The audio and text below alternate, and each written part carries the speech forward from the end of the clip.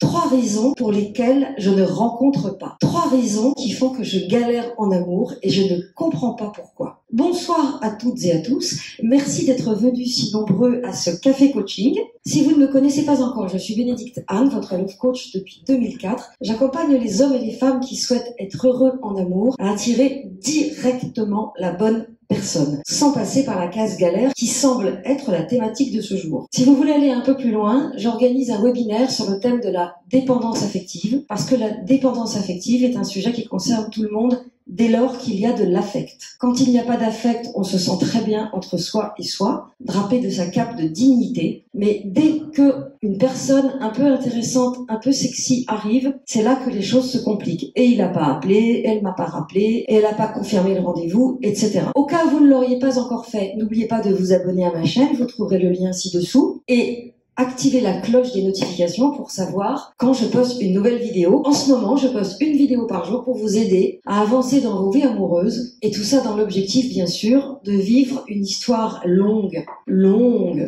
avec la personne dont vous rêvez. 3 raisons pour lesquelles je ne rencontre pas. 3 raisons pour lesquelles je n'arrive pas à attirer la bonne personne. Ces 3 raisons sont des raisons qui vont vous paraître un peu basiques, mais qui pourtant sont celles que je retrouve systématiquement avec mes coachés. Dans le groupe qui est là, que vous ne verrez pas puisqu'ils sont cachés, ils ne veulent pas être filmés, il y en a même un qui a dit « célibataire désespéré » et il a sorti son verre en disant « buvant de l'alcool ». Donc ils sont tous cachés. Mais ce que j'ai entendu, c'est qu'ils arrivent à rencontrer pour la plupart, ils, elles, il y a des hommes et des femmes. Mais pour autant, ça ne va jamais. Soit il est trop petit, soit il est trop grand, soit il est trop vieux, soit il est trop pauvre, soit elle ne réagit pas, soit elle n'est pas séduite, soit elle le trouve bon copain. Donc ça ne va pas. La première raison, déjà, je pense que c'est bien de le rappeler, c'est qu'il faut avoir la foi. Dans un de mes livres, j'ai écrit « Si vous n'y croyez pas, personne n'y croira pour vous ». Et donc, très souvent, je sens une espèce d'énergie, ouais, j'en ai marre, les applis, la vraie vie, il y a trop de femmes, il y a trop d'hommes, c'est pas assez ceci. Et en réalité, si vous êtes persuadé qu'il y a une personne au moins, parce que c'est un entonnoir, qu'il y a une personne qui vous correspond, vous n'attendez qu'une chose, c'est que cette personne arrive. Donc vous êtes là. Alors, je vais pas vous faire la voyante à 2 balles. Il va venir, madame, je le vois, un homme brun, grand, des voyages. C'est ce que j'avais entendu dans un salon de la voyance dans lequel j'étais invitée. Et donc, évidemment, les gens n'avaient rien à foutre de ce que je leur disais parce qu'ils pensaient que l'homme ou la femme allait venir dans leur vie directement. Donc, je pense que croire au fait, être convaincu, c'est même plus que croire. Je suis convaincue qu'une personne va bientôt arriver dans ma vie et que ça va être waouh. Déjà, j'y crois. Ensuite, point numéro 2. J'applique la méthode Terminator. Quelqu'un m'a demandé, je suis venue savoir ce qu'était la méthode Terminator. Donc je vais vous la redire en quelques mots. La méthode Terminator, c'est un entonnoir et il s'agit d'éliminer absolument toutes les personnes avec lesquelles vous pourriez perdre du temps. Alors qu'est-ce que c'est que perdre du temps ? C'est démarrer une histoire qui dure 15 jours. Alors en général 15 jours, selon la tranche d'âge, on a couché ou on n'a pas couché, on a appris à se connaître. 15 jours minimum et 3 mois, 6 mois. Parfois, ça traîne pendant 1 an pour peu que la personne habite loin. Donc, c'est quoi l'idée ?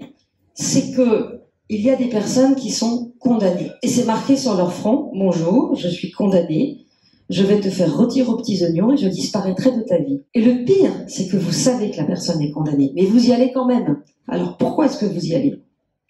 Parce que même si c'est écrit sur le front de la personne que le divorce est en plein marasme, qu'il y a un problème avec son ex qui est alcoolique et que les flics appellent la nuit parce que madame est retrouvée par terre dans le ruisseau en ayant bu et que c'est le seul numéro de téléphone qu'elle a sur elle, parce que la maman est Alzheimer et que monsieur remplace les infirmiers, les aides-soignantes et donc il est au service de sa mère, ce qu'on peut comprendre, ou que madame pense encore à son ex qui était le dernier des salopards mais qui l'a tellement marqué sensuellement.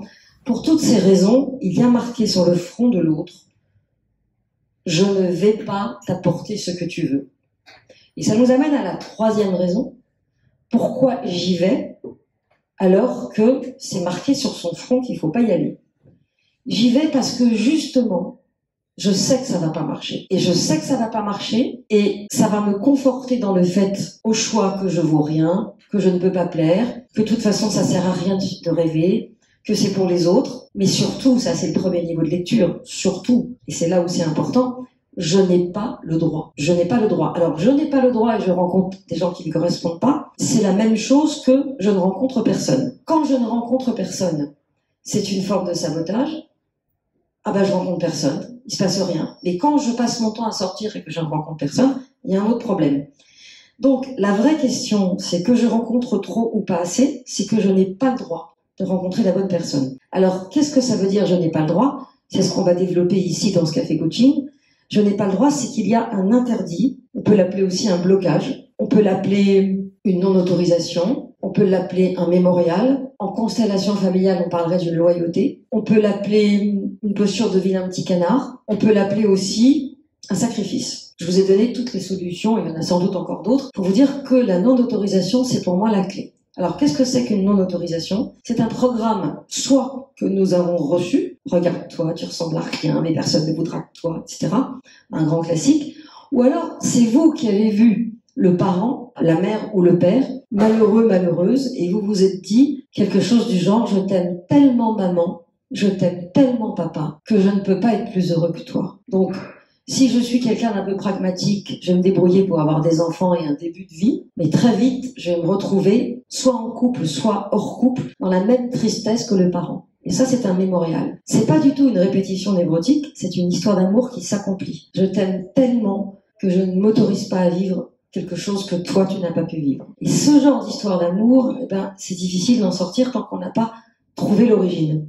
Et puis, ce que j'ai remarqué, c'est que il y a des coachés à moi qui ont des blocages qui n'ont rien à voir avec les parents. Exemple classique, l'abordage d'une femme pour un homme, et même, puisqu'on en a une qui n'osait pas aborder tout à l'heure, voilà, envoyer par LinkedIn un message à cet homme avec un prétexte fallacieux pour essayer de rentrer en contact avec lui, il y a une interdiction, parce que probablement, et j'ai pas la preuve puisque je ne connais pas votre histoire, cher ami, probablement il y a eu une situation à un moment donné dans le passé qui a fait que vous avez été humilié ou que vous n'avez pas eu le droit ou que vous avez fait un truc et que vous avez été puni et que du coup vous avez été tellement marqué par cette punition que maintenant vous ne voulez plus prendre le risque de vous exposer. Vous voyez, parfois ça tient à pas grand chose, c'est ce que Roméo appelle un trauma racine.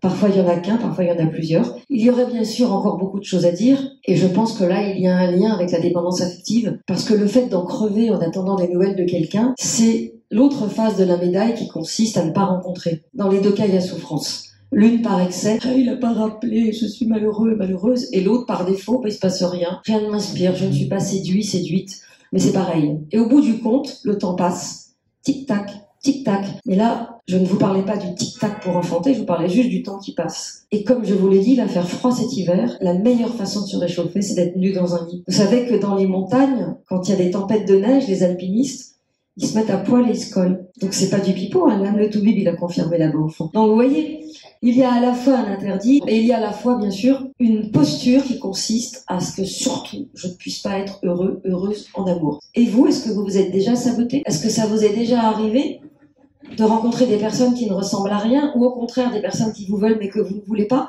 Dites-le moi dans les commentaires, je me ferai un plaisir de vous répondre. Merci d'avoir regardé cette vidéo jusqu'au bout, merci de la liker si elle vous a plu, de la partager si vous pensez qu'elle peut plaire à des personnes de votre entourage, et à demain pour une nouvelle vidéo.